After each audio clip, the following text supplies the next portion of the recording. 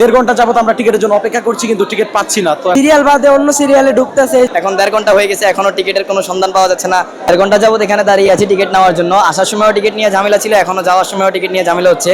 এখানে যেটা বোঝা যাচ্ছে যে এখানে কর্মকর্তাদের অবহেলা আছে, বা এখানে কিছু যদিও ভলেন্টিয়ার ভাইয়েরা রয়েছে, কিন্তু এই কারওয়ান বাজার স্টেশনের যেসব কর্মকর্তারা দায়িত্বশীল অবস্থায় রয়েছে তাদের অবহেলাটা বেশিরভাগ দেখা যাচ্ছে।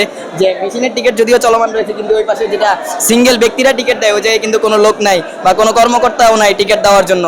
মার্চ ফর গাজা কর্মসূচি শেষে মেট্রোর বিভিন্ন স্টেশনে কিন্তু এরকমই ভিড় লক্ষ্য করা গেছে।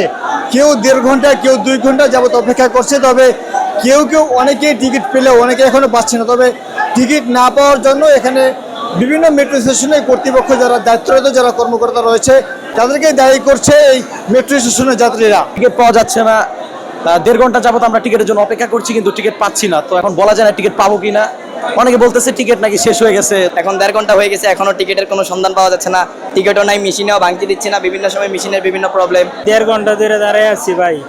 জাম হয়েছে আগারগাঁও, 4:30 বাজে আসছে, এখন তো 5:30টার উপরে বাজছে। এই ঝামেলা করতেছে, সিরিয়াল বাদে অন্য সিরিয়ালে ঢুকতেছে, এই জন্য আর কি, এই জন্য সিরিয়ালে লোক মানে দেরি হচ্ছে।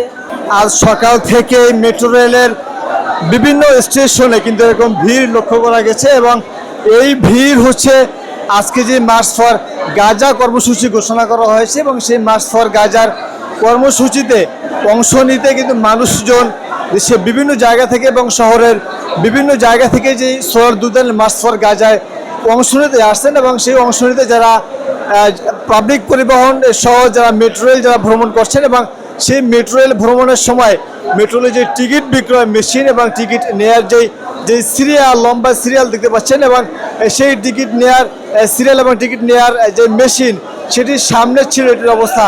সেই সকাল 10টা থেকেই সেই বিকেল পর্যন্ত এখন পর্যন্ত সেই মেট্রো রেলের একই চিত্র দেখা গেছে মেট্রো রেলের বিভিন্ন স্টেশনে।